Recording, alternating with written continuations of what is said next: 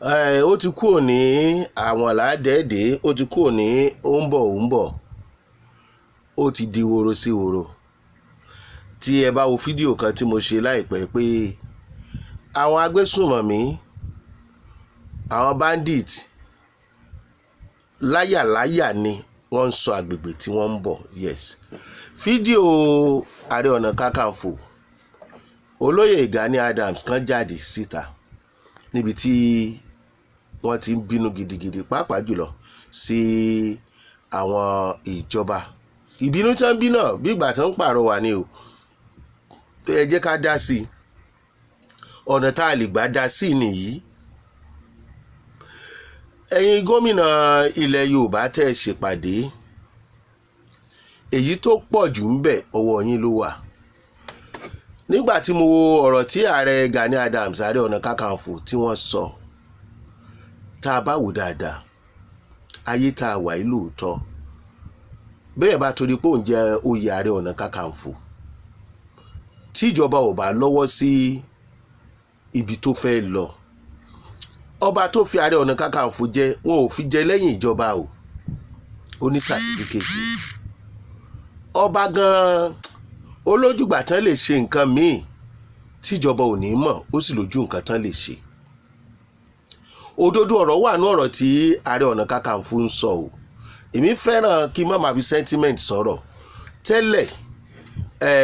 Kì í ṣe pé mi ò nífẹ̀ẹ́ olóyè ààrẹ Gani Adams, ṣùgbọ́n láwọn ibì kan inú ń ṣe mí bákan sí wọn pé kò yẹ kó já wọn ní ẹ ṣe àwọn nǹkan kankan. Kì í ṣe pé àwọn nǹkan tán ṣe burú o. Ìdí tínú ṣe bí èmi lélẹ́yìí, ọ̀rọ̀ gbólóhùn asọ̀ tó wà láàrin àwọn àti olóyè Sunday Igboho, àwọn akọni méjì tó jẹ́ pé kò sọgbọ́n tá a fẹ́ dá sí i, ká fi kún ká tún yọ kúrò ń bẹ̀. Ẹ tún dákọ̀ ẹlòmíì lásìkò yìí. Wọ́n wà kì í ṣe pé wọn ò sí, ṣùgbọ́n àwọn tọ́lọ́run fi hàn nìyẹn lásìkò yìí. Wọ́n wá ní misunderstanding tí wọ́n wá nìyẹn. Ẹnìkan wá jágbàlagbà, ó tún jẹ́ Ààrẹ Ọ̀nà Kakanfò, ìyẹn nínú ṣe ń gbèmí sí olóyè Gani Adams. Kì í dẹ̀ ṣe pé kò túrun kan lára wọn. Ṣé mọ̀ pé mò ń bínú? Mo bí fúnra mi ni. Ìyẹn ò jẹ́ kí n fẹ́ gba tiwọn láwọn ibì kan mọ́, ṣùgbọ́n ká mọ̀ tanra wa jẹ. Ìtò ń bí mi nínú ni pé àgbàlagbà ni wọ́n sí olóyè Sunday Igboho. Mo tún wá rí pé gbogbo nǹkan tó ń ṣẹlẹ̀ yìí, most of it tí Gani Adams bá ṣe interview, ẹ rí wípé àwọn ọmọlẹ́yìn àwọn méjèèjì tí wọ́n ń dá sílẹ̀ ló pọ̀ nínú research mi. Ìfẹ́ olóyè Gani Adams wá ń padà díẹ̀díẹ̀ torí mo rí nínú àwọn ọ̀rọ̀ tó ń sọ. Wọ́n ní wọ́n sọ̀rọ̀ kan ń pa olóyè Sunday Igboho, wọn ò sọ̀rọ̀ kan. Àwọn ọba ilẹ̀ Yorùbá ó yẹ kán ti parí ọ̀rọ̀ tó wà láàrin àwọn méjèèjì kó tó di pé à ń gbé ni lọ sí kóòtù, Èmi ò mójúṣe àwọn ọba ńláńlá ilẹ̀ Yorùbá báyìí mọ́ o. Tí wọ́n bá tún rí irú ìjà bẹ́yẹn, tí wọ́n bá rí yanjú tì, ṣáwọn olóṣèlú ní ráyè yẹn? Ojúṣe ọba ni. Àwọn ọba ti pa ojúṣe wọn tì. Wọ́n ń wo àwọn àrẹ̀mọ wọn,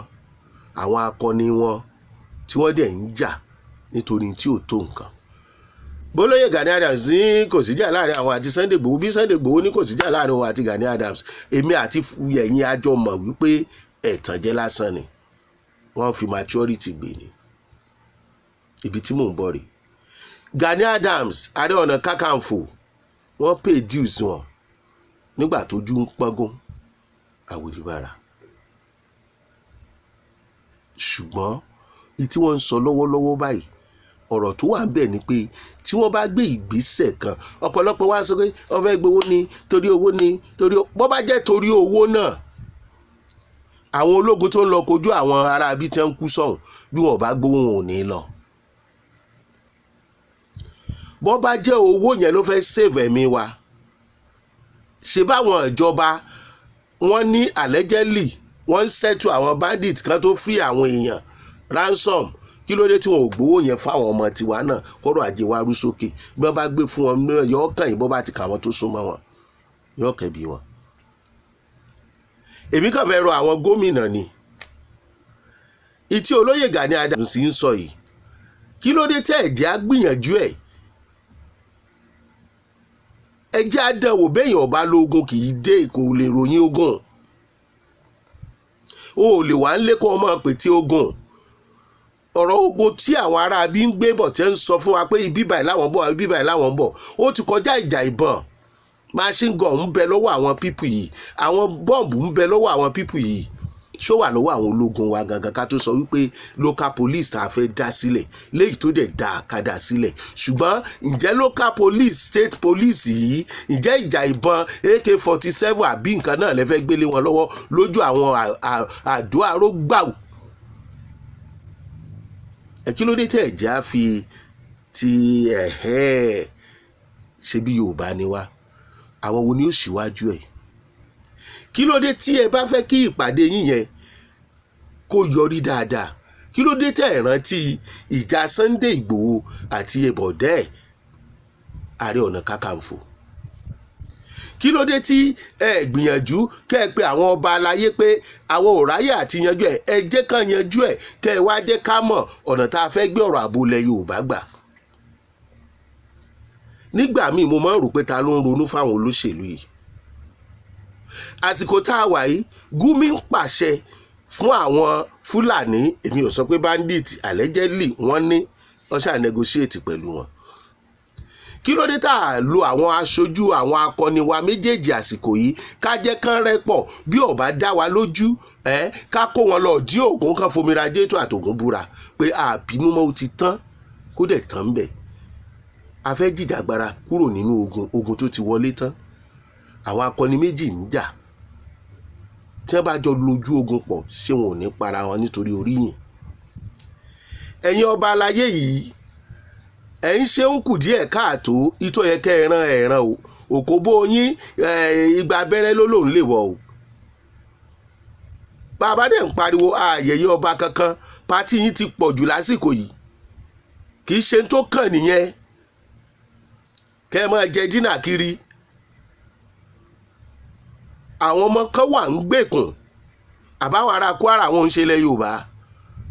wọ́n ti kúrò lórí ilẹ̀ wọn wọ́n ti di aláìrílé sùn mọ́ mélòó lágbára ìjọba fẹ́ ká mélòó ni wọ́n rí gan ta ló lè rí ìjọba nínú àwọn tí ìyà ti jẹ pa báyìí ó ṣe strategies kò ṣe strategies gbogbo nǹkan tí Ààrẹ Ọ̀nà Kakanfò sọ yìí kí ló dé tẹ́ ẹ̀ pé wọ́n papọ̀ nínú ìpàdé ẹ̀yin gómìnà báyìí kẹ́ ẹ̀ tètè wò ó bẹ́ẹ̀ ṣe parí ẹ̀ tún máwọn kan ní àwọn ìpínlẹ̀ kọ̀ọ̀kan pẹ̀lú wọn àmọ̀pá alábọ̀dé máa wà nù wọn tinú ò ní dùn kan parí ìjà wọn máa wà nù wọn gbogbo ẹni tó bá máa tẹ̀lé wọn ẹ jẹ́ ká lo ìlànà tí àwọn alálẹ̀ ẹ jẹ́ ká lọ búra fún ọ bó bá dẹ̀jọ́ náà mẹ́tẹ̀ẹ̀ta wọn gbà búra fún ọ àti mùsùlùmí àti kìrìsìtẹ́nì àtògùn ìbílẹ̀ ṣáà gbọ́dọ̀ wà ń bẹ̀ àsìkò tí wọ́n gbọ́dọ̀ parí ìjà rèé kò sí ọ̀rọ̀ mi ò ní bá lágbádá ṣe mọ́ ó dọ̀rọ̀ kinní kan nínú ọ̀rọ̀ tó wà ńlẹ̀ yìí abọ́ tèmi rèé o ẹ̀yin gómìnà ẹ pa àwọn ọba o kàn pé Sunday Igboho àti Ààrẹ Gani Adams tó bá jẹ́ pé ẹ fẹ́ràn wa ẹ dẹ̀ fẹ́ ètò ààbò wa lóòótọ́ àmọ́ pé ẹ fẹ́ ṣùgbọ́n àdàkẹ́ tẹ̀lé àmọ̀ràn kó lè bàa yọrí ká mọ̀ bá náà àná dànù ìtì ń bẹ lọ́wọ́ àwọn tó fẹ́ gbalẹ̀ wa yìí ó pọ̀ o kì í ṣe pé ogun ń bọ̀ o ogun ti dé ni o àwọn ò dẹ̀ múra ogun o ǹjẹ́ ṣínkú kọ́ ló ń gbọ́ ọmọ mi kú wa báyìí ikú oró ni ẹ fi ń pa àwọn èèyàn gbogbo ẹ wá lárí o ẹ̀yin gómìnà ẹ má wòran o ẹ̀mí wá dọwọ́ yín o ẹ̀mí wá dọwọ́ yín ẹ ṣe the needful o àwọn pípù yìí wọ́n mọ nǹkan tó ń ṣe wọ́n ní àwọn bí tí wọ́n ti wọlé sí o mo sì tún béèrè àwọn irinṣẹ́ tí wọ́n ń lò àwọn helicopter tí wọ́n ń lò bí tí wọ́n ń páàkì ẹ̀ sí ṣé ìjọba ò rí a ní immigration a dẹ̀ ní custom àwọn sójà ń ṣubú lójú ìjà ẹni káwọn ọmọ máa wá jọ ìṣe ológun irinṣẹ́ wo ni wọ́n fẹ́ fi kojú ọ̀tá ṣé ìṣẹ̀ṣẹ̀ fẹ́ rà ní ṣé ẹ̀ ti ní tẹ́lẹ̀ nígbà tí kan bá ń dún gbogbogbogbogbò tí kan ń dún tàù tàù tàù bí ìbọn ọlọ́dẹ ayé àtijọ́ kí là ń fowó ṣe lórílẹ̀‐èdè gan? Àwọn irinṣẹ́ ológun tí wọ́n ní kẹ́ ẹ rà. Ààrẹ Bọ́lá Ahmed Tinubu ti pàṣẹ sí Kwara. Àwọn tí wọ́n pàṣẹ fún inú wa ti dùn. Báwo ni wọ́n ṣe fẹ́ carry out àṣẹ yẹn gangan? Ṣé irinṣẹ́ wà lọ́wọ́ wọn? Ṣẹ́mi tí wọ́n náà ní bọ́. Iṣẹ́ ni wọ́n gbà, wọn ò gbọ́dọ̀ padà ń bẹ̀. Ṣùgbọ́n ẹ kó irinṣẹ́ lé wọn lọ́wọ́. Ọlọ́run wà pẹ̀lú wa. Ìjà Gani Adams àti Sunday Igboho, àwọn ni problem tó wà lẹ́ tá a bá tètè parí ẹ̀ ká búra fún wọn àtàwọn ọmọlẹ́yìn wọn tí ò bá gbọ́ kó kú dànù kán fògùn ṣépè fún. Bẹ́ẹ̀ ni, bí